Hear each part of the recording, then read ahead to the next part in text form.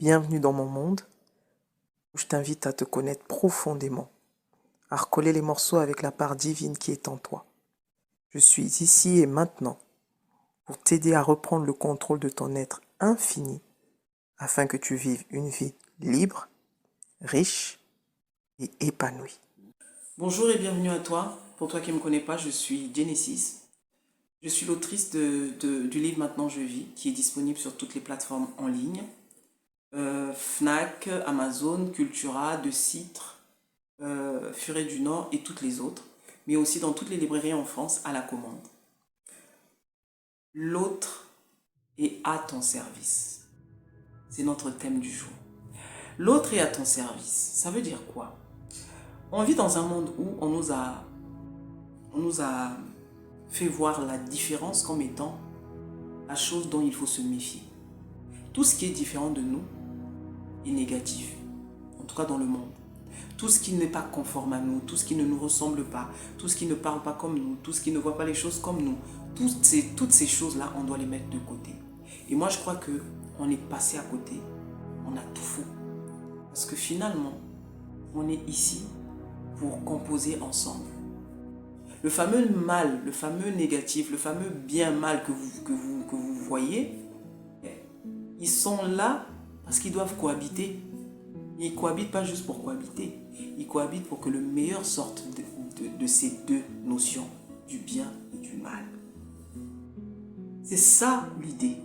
Donc quand tu penses que la différence, il faut la mettre de côté. Ah non, lui ne pense pas comme moi. Ah non, lui n'est pas comme moi. Lui ne s'habille pas comme moi. Il n'a pas les mêmes idées que moi. Et nécessairement, tu vas penser que ce sont des personnes qu'il faut mettre de côté. Tu as tout faux. Les gens que tu rencontres sont là pour te révéler en réalité. Toutes les personnes qu'il y a dans ton environnement, proche, immédiat ou plus large, ne sont là que pour révéler qui tu es. Je dis bien toutes les personnes. C'est juste que ton petit mental limité ne peut pas le voir. Donc, on est constamment en train de juger l'autre. Ouais, j'aime pas comment il parle, j'aime pas comment il s'assoit, j'aime pas comment il marche, j'aime pas comment il regarde les gens, j'aime pas ses idées.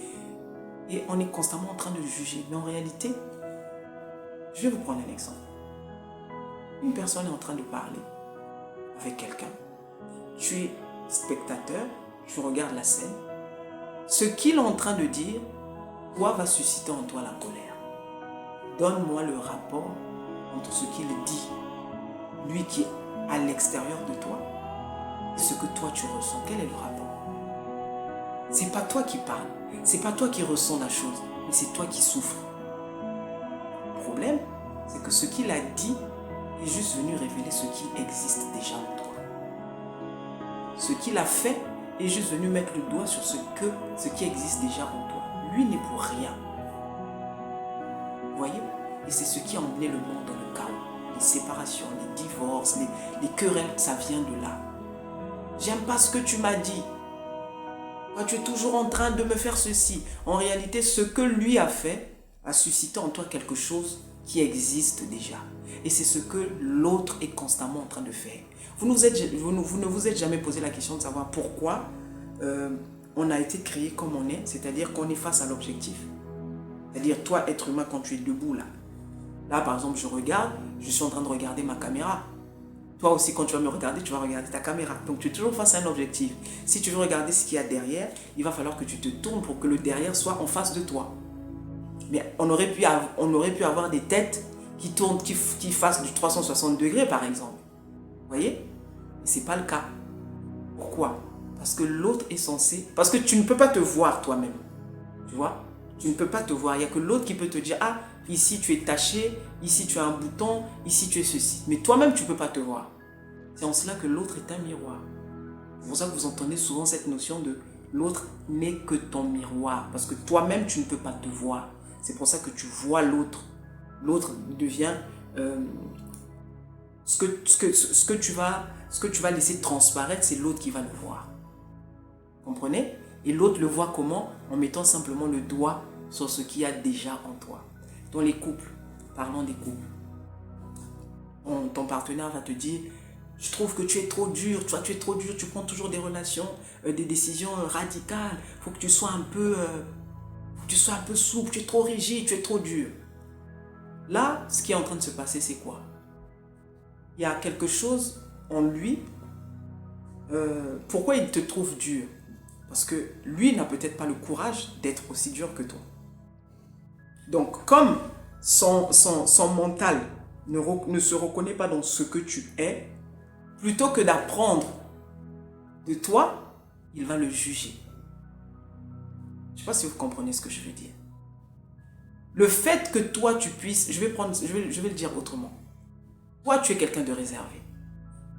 Tu as en face une personne extravertie, pétillante, une personne très pétillante. Quand elle arrive dans la pièce, c'est tout le monde qui la regarde, elle égaye la pièce, tout le monde rigole, elle parle fort. Vous savez, il y a des gens très solaires, très pétillants. Toi, dans ton petit cocon, très réservé, très tranquille, cette façon de faire va commencer à te déranger. En réalité, qu'est-ce qui te dérange? C'est que la manière dont elle se présente dérange ton homme intérieur, ton petit personnage limité. Pourquoi? Parce que toi, ton petit personnage limité ne connaît que le cocon fermé, ne connaît que la timidité, ne connaît que l'effacement. Tu es toujours effacé. Elle ose se montrer. Elle s'assume. Donc, elle fait des choses que toi, tu n'oses pas faire. Ton petit mental, au lieu de dire « Waouh, ah ouais, là, du coup, elle est courageuse, hein, waouh, et moi, je ne peux pas faire ça. » Mais plutôt que de voir ça dans ce sens-là, le petit mental va commencer à dire « Ah, elle en fait trop, c'est pas possible, dès qu'elle arrive quelque part, il faut toujours qu'elle en fasse des tonnes. Non, elle exagère, elle me casse les oreilles. » En réalité, c'est ton petit personnage qui a été titillé. On est allé toucher là où ça fait mal. Pourquoi? Tu ne te reconnais pas dans cette personne parce que toi, tu as peur. Elle ose ce que toi, tu n'oses pas. Et donc, elle est là pour te montrer ce que peut-être tu devrais travailler en toi. C'est ni plus ni moins ça. Et on est tout le temps dans ces cas de figure-là. Quand tu es en train de voir quelque chose en l'autre, c'est parce que tu la reconnais en toi, c'est pour ça que tu la vois en l'autre. Sinon, tu ne peux pas reconnaître ce que tu n'as jamais expérimenté. N'oubliez pas, on est des êtres illimités. On est des êtres, on est un dans l'esprit. On est un au niveau de l'être. Et comme on est un, on a déjà, la création est terminée. On a déjà tout vécu. Toutes les versions de toi existent. Le bien, le mal, le sorcier, le petit, le gourmand, tout existe. Donc c'est pour ça que tu vas voir quelqu'un, tu es capable de dire que ça c'est un voleur. Parce que tu as déjà expérimenté la notion du vol. La notion du vol, c'est ni plus ni moins prendre ce qui ne t'appartient pas. Que ce soit dans cette vie ou peut-être une autre, tu as déjà expérimenté le vol. Vous voyez? C'est pour ça que tu peux mettre un mot dessus. C'est pour ça que tu peux dire que non, ça c'est pas bien, ça c'est du vol. Tu l'as déjà expérimenté, c'est pour ça que ça te dérange tant. Donc le truc, c'est plutôt que de voir l'autre comme l'ennemi. L'autre ne peut pas être ton ennemi. Vous êtes un. On est tous un. Le Créateur nous a tous créés. C'est pour ça qu'on interagit. On est tous en train d'interagir les uns et les autres. On est tous au service des uns et des autres. Et ça, il faut que tu le comprennes. Tu vas cesser de voir les autres comme tes ennemis. Tu vas cesser de voir les autres comme des opposants. L'autre n'est là que pour te révéler. Plutôt que de fuir toutes les relations, plutôt que de fuir toutes les personnes que l'univers te met sur ton chemin, comprends ce qui se passe en toi. Quand tu rencontres une personne pour la première fois, pourquoi tout de suite tu dis j'aime pas sa tête? Pourquoi tout de suite tu dis ah c'est bizarre, je la trouve imbue. Ah c'est bizarre, je la trouve trop ceci, avec des jugements de valeur. Pourquoi? Ça, ce sont tes insécurités qui sont en train de parler. À toi d'aller chercher en toi pourquoi ces insécurités parlent. Une personne que tu n'as jamais vue, ni d'Adam ni d'Ève, que tu ne la connais pas, tu vas te permettre de dire qu'elle ne m'a pas l'air digne de confiance. Pourquoi? Parce qu'en toi, tu as une loi qui t'a donné la configuration de quelqu'un qui n'est pas digne de confiance. Et à chaque fois que tu vas te retrouver en face de quelqu'un qui a ces caractéristiques, ton mental va dire pas digne de confiance, pas digne de confiance, pas digne de confiance. Mais combien de fois tu t'es trompé?